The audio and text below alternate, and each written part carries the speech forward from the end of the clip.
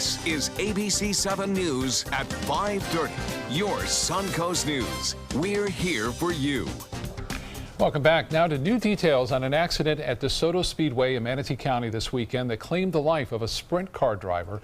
42-year-old David Steele died on the scene. The accident has many spectators asking why there wasn't an ambulance at the track.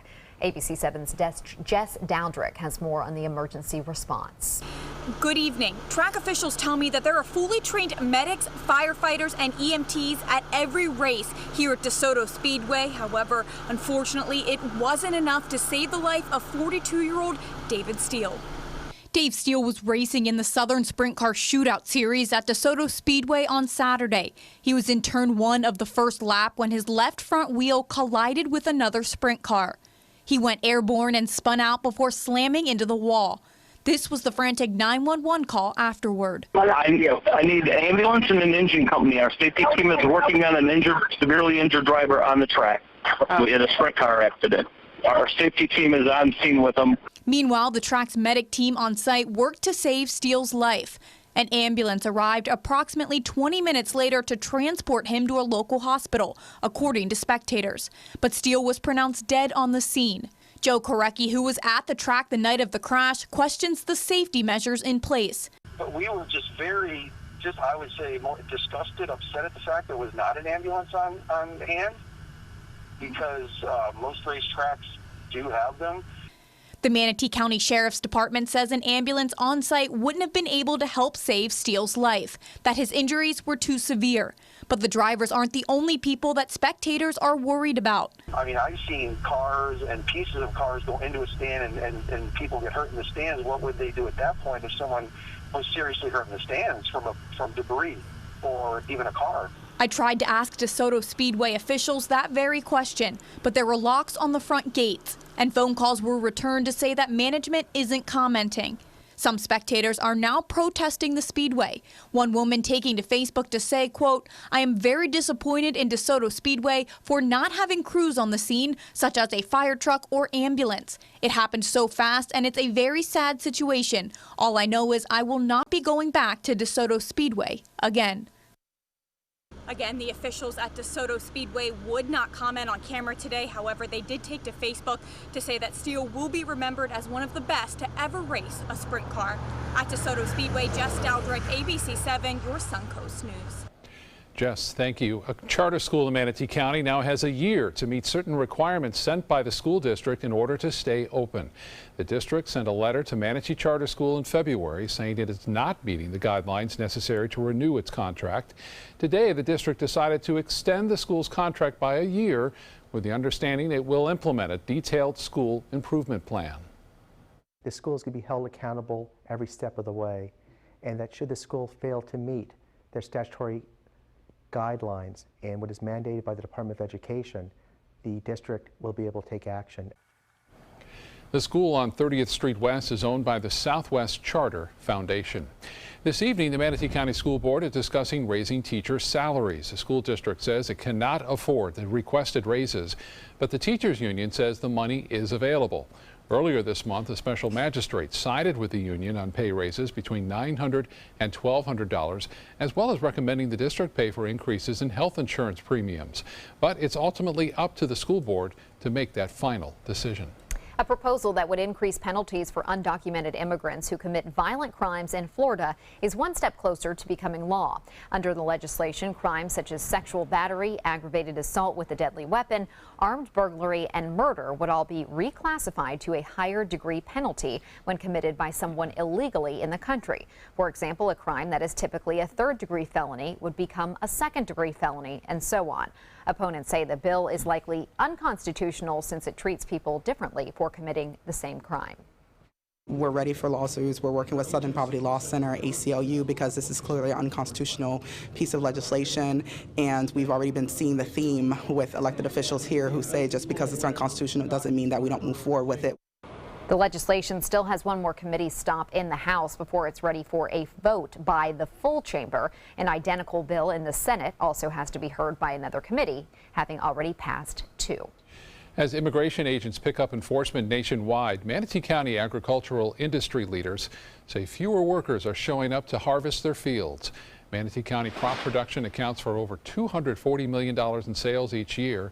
Officials at Palmetto's West Coast Tomato say increased Border Patrol is changing and threatening their workforce. Other businesses like Spanish grocery markets say they've seen a 30% decrease in sales since President Trump's inauguration. It's the biggest variable in our business. We cannot plant or harvest without a tremendous amount of people to help us do that. It's a challenge because we really don't want people to feel unsafe here. Tonight on ABC7 News at 7, we examine how President Trump and his predecessors are threatening the future of agriculture and why one attorney says the increase in enforcement is actually helping local immigrants. And now for a check on our forecast. Bob is back after a nice vacation, so Bob, we're glad to welcome you back. Yeah, it was nice out there. I did a little cruise, down in the Western Caribbean. The weather was absolutely outstanding the entire 7 days, so that was good. 82 degrees in Tallahassee right now, 79 in Jacksonville, 84, so it's nice here as well. And it's going to continue overnight. Temperatures along the beaches, notice the difference there, mid-70s. With that sea breeze moving into the east there, we have this temperature change. In Arcadia, not experiencing that sea breeze. It's 85 there, 83 in Wauchula. 83 in Mayaca City and 81 now in Palmetto, 74 degrees at Minnesota and 83 into Northport. Evening planner looks good. Any jog planned or bicycle ride or tennis match looks to be okay right through 11 o'clock. We'll have generally fair skies. Temperatures into the mid-60s by 11 o'clock. We'll talk about a cold front, which could bring us some much-needed rain a little later this week. We'll talk to that in just a couple minutes. Back to you. Thank you, Bob. The tragedy of last week hitting home. One American family is breaking their silence after almost a week after the terror attack in the heart of London. 52-year-old Kurt Cochran and his 46-year-old wife, Melissa, were celebrating 25 years of marriage in a special anniversary trip to London last week. The trip abruptly ended when Khalid Massoud plowed down pedestrians on the Westminster Bridge before going on to stab a police officer. Massoud was shot dead after killing 4 people. Melissa is now recovering in the hospital with a broken leg and a broken rib. Today, 12 relatives traveled to London, thanking the paramedics, the medical personnel, and those who helped. She's recovering very well, and we're just so pleased with the progress that she has made in this last few days. The couple was visiting Melissa's parents, who were serving as missionaries in the London Church of Jesus Christ of Latter-day Saints. They said they will travel back to the U.S. with their daughter when she has recovered. A teenager in Maryland planning an attack on her high school has been stopped by authorities. In her home, bomb-making materials, a shotgun, and ammo, all found there. ABC's Stephanie Ramos has the latest on this foiled plot. A teenage girl's plan to bomb and shoot students at her Frederick County, Maryland high school has been stopped by sheriff's deputies. The involved student was 18-year-old Nicole Severio. She was immediately removed from the school without incident. No one was hurt or injured. Authorities tipped off by her own parents. As soon as the father found out, he informed school officials, who in turn informed us. After a search of 18-year-old Nicole Severio's home, authorities say they found an arsenal of materials. They were legal purchases. The shotgun, the ammunition, the fireworks, the hardware, the pieces of pipe to construct the bombs, everything that she did was within the law. Sheriff deputies also found pipes with end caps, shrapnel, fireworks, magnesium tape, and fuse material. Authorities say none of it had been combined to actually make a bomb, but the intent was there. Nicole posed a threat not only to the school, the student body, but herself also. Severio's journal was also discovered with details about the school's emergency procedures and a timeline of how she would go about the attack on classmates. The fact that a young woman can carry out an attack much like Columbine or Sandy Hook. Like other past school shooters, Severio planned to die on the day of the attack. There is no doubt in our minds that we averted a disaster up there. I've never seen anything like this. Authorities say Severio seems to have been acting alone, and as soon as she's released from the hospital where she was taken for a mental evaluation, she'll be arrested and charged. Stephanie Ramos, ABC News, New York. Here at home, the Raiders are moving to Vegas. The NFL owners overwhelmingly approving the move today at league meetings in Arizona. The team will continue to play in Oakland while a new stadium is built in Las Vegas. The Nevada City will use $750 million in public money to help build it. The Raiders becoming the 3rd NFL team to move in just the last year, joining the Rams and Chargers in Los Angeles. Of course, it wasn't too long ago that the Raiders had moved to Los Angeles and then back to Oakland, where they never really got that new stadium they were hoping for. So that stadium will now be built in Vegas. I think they will be welcomed there. Yeah, definitely. Still to come in your Suncoast News, 2 teens banned from a flight. Why United Airlines is now in the middle of a social media nightmare over its decision to not allow these passengers on board. It took a lot of work and dedication for 7 teachers to start our credit union and create a foundation that we continue to build on today. At Achieva, we never lose sight of the values that have defined us for over 75 years. And that's good to know. Achieva, banking for good. Are you a soccer mom or dad? Regardless of their age or experience level, when your kids play soccer or any other sport, there's one person on the sideline who is key to help recognize and seek medical care for sports-related concussion. It's you. You need to know the signs and symptoms of concussion, and you need to act if you think your child has been injured. Remember, when in doubt, sit them out. To learn more, go to cdc.gov/concussion. 1001, 1002, 1003, 1004. A unique celebration of a distinctive cultural gem in Sarasota. La Musica, the annual International Festival of Chamber Music, with renowned musicians from 4 continents. April 3rd through April 12th at the Sarasota Opera House and at Sainer Pavilion. Buy your tickets now.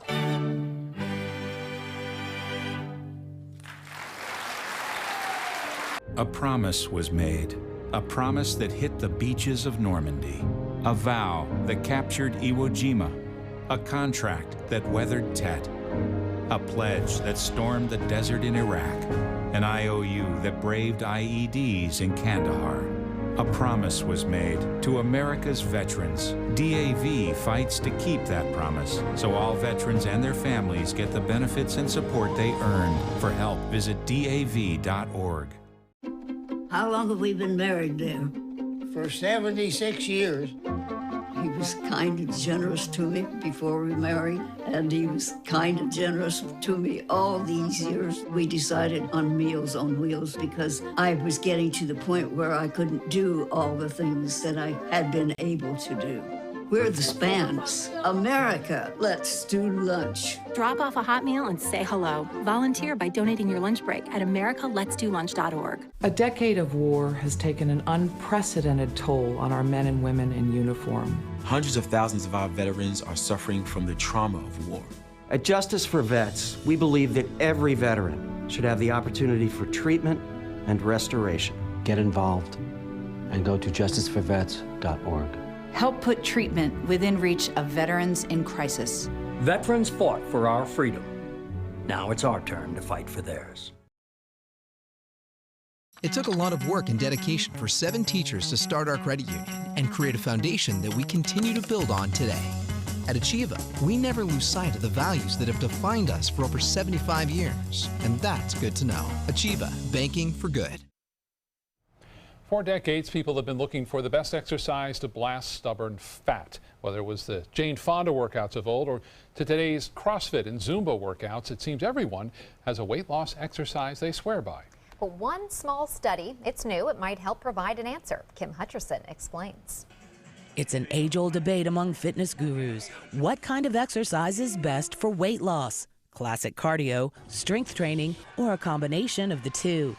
An 8-month study that followed 119 overweight volunteers found that cardio was the winner. After tracking subjects who did resistance training, aerobic exercise, or a combination of the two, Duke University researchers found those who did aerobic work alone shed the most pounds.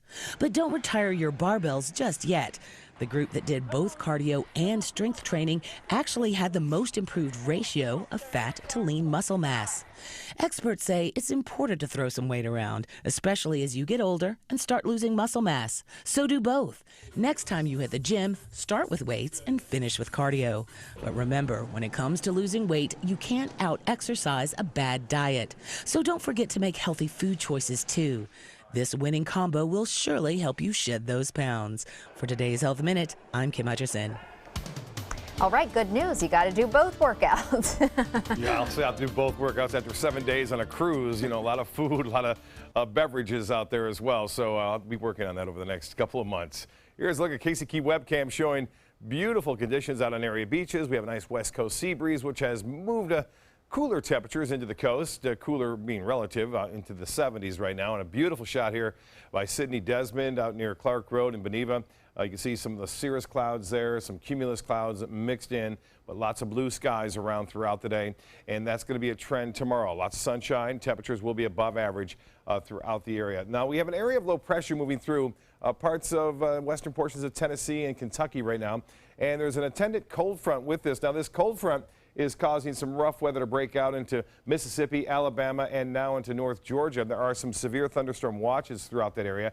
We are on the influence of a large area of high pressure located off the coast of Florida and the Carolinas. Now, this high is going to block this front from entering into our weather picture, so we're going to stay warm right through this week. The next system has a little bit better chance of coming in and bringing us a few showers on Friday. 78 right now. Skies are generally fair at the airport.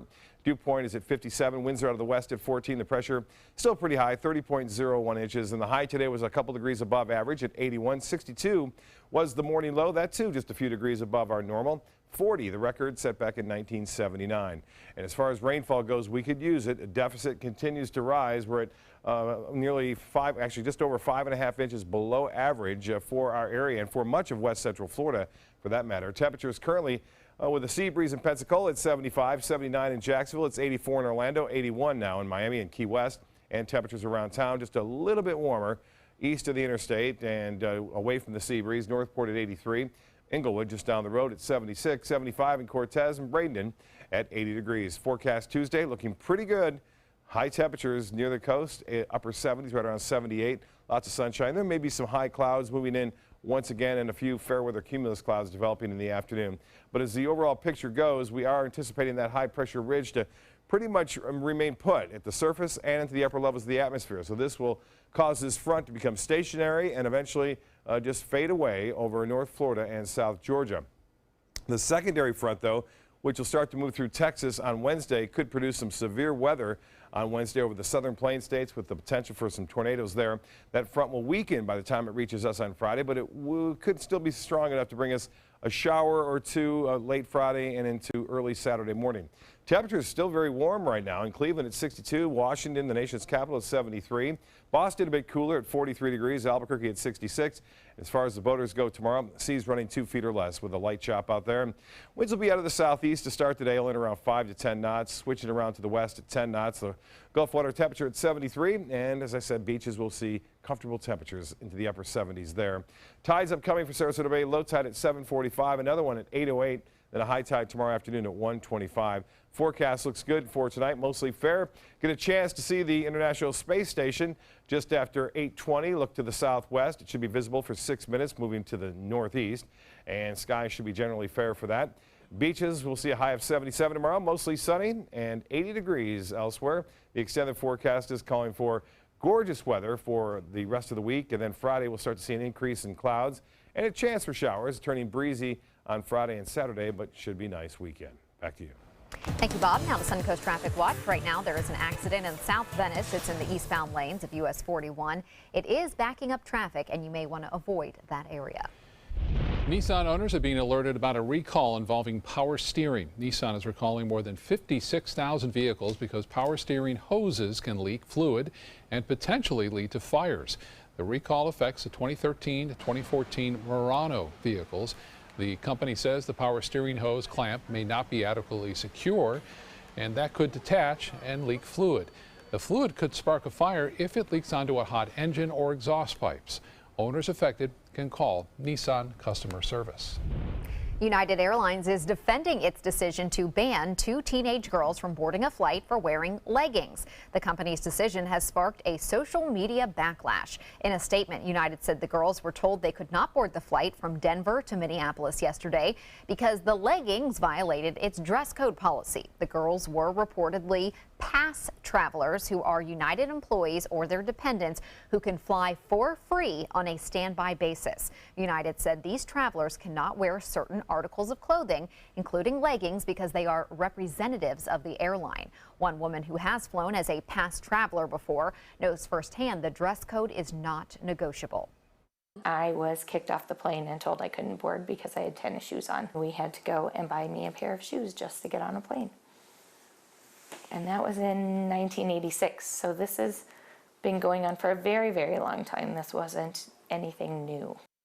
Moyer says it's a small inconvenience for a free flight. United says its policy is not meant to discriminate against anyone, and it is staying grounded in its decision.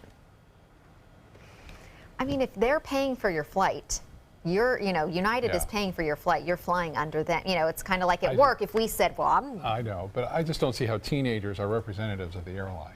You know what I mean? Right, but it's because their parents probably guess. work for the airline. But I think maybe a warning would have been better. Like, okay, we'll let you board this time, but next time you cannot wear those leggings. That probably They did get on a later flight. Okay, They good. changed clothes. Okay. Entertainment news is next.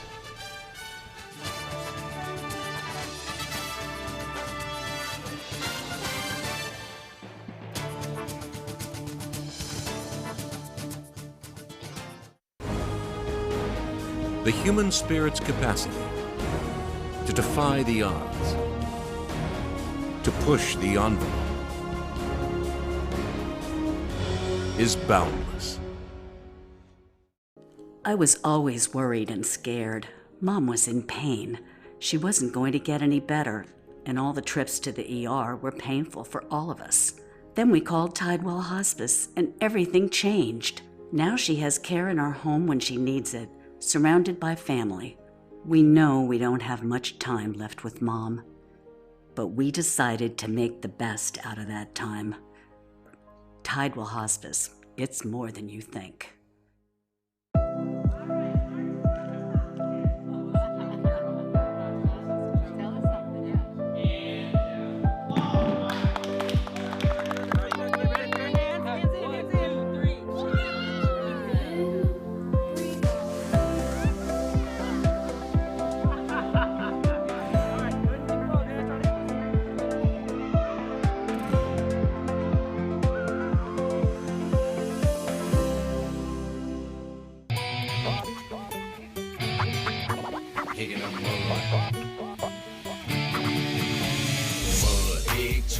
The Lax coming to the White Buffalo Saloon April 1st. Visit the WBSaloon.com.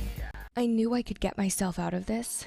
I just needed some hope and some help. I took the first step to recovery when I made the call. If you're depressed, drinking, and using drugs, you may need help. And the Affordable Care Act guarantees coverage of substance abuse. Call the Addiction, Hope, and Helpline now for a free assessment. I had problems just getting to sleep, drinking and using pills every night. I feel like I'm losing control. I'm afraid I'll lose my job or even my family. Are you losing hope? You can recover and get back on track. Call now for hope and help with proven, gentle recovery programs. I never thought that I could be somebody who didn't drink and use drugs. I have something to hold on to for strength. I'm in recovery, getting the help I need. Call the Addiction, Hope, and Helpline now for a free assessment with someone who cares. Call 1-800-764-8708. That's 1-800-764-8708. The human spirit's capacity to defy the odds, to push the envelope, is boundless. Good news, Beatles fans. Ringo Starr is announcing a new U.S. tour this fall with his long-running all-star band. Today, the band announced 19 shows, and additional dates will be revealed soon. The tour will launch October 13th with an 8-date stint at Las Vegas's Planet Hollywood Resort and Casino, and then wraps up on November 16th in Newark, New Jersey. The tour will make one stop in Florida. It happens November 7th in Fort Lauderdale. Adele fans who didn't catch her on her world tour that is winding down may be out of luck. Adele apparently told the audience during a show last night in New Zealand that she isn't good at touring and that she doesn't know if she will ever tour again. The concert was Adele's last one before she finishes the tour in her hometown of London with 4 sold-out dates at Wembley Stadium this summer. George Lucas has given out another $10 million to the University of Southern California School of Cinematic Arts. Last fall, USC established a foundation in Lucas's name to support students from underrepresented communities who qualify for financial support. It was funded with an initial $10 million gift from George Lucas Family Foundation. USC says this additional gift will help the college recruit storytellers whose voices are underrepresented in cinematic media. Kim Kardashian West wants to have a third child with her husband Kanye West. In a new episode of Keeping Up with the Kardashians, the reality star says she wants to add to her 2 kids, North and Saint, so that they can have more siblings. But she also says her doctors don't think it's safe given her previous difficult pregnancies. Her mom, Kris Jenner, is also concerned about her health. Kardashian West has explored using a surrogate to carry her child in previous episodes. A highly anticipated dance tour will not be making a stop here on the Suncoast. The Van Wezel Performing Arts Hall announcing today that the Julianne and Derek Huff Move Beyond Live on Tour, which was scheduled for May 14th, has been canceled. Ms. Huff has an unavoidable conflict and obligation with the Miss Universe organization. Fans who have purchased tickets are asked to call the Van Wezel box office. The tour does still include 2 performances at Ruth Eckerd Hall, just north of us in Clearwater, if you really want to see the brother and sister. Well, they are very talented. They are. So it might be worth the trip. Yeah. We'll be right back with more news. Stay with us.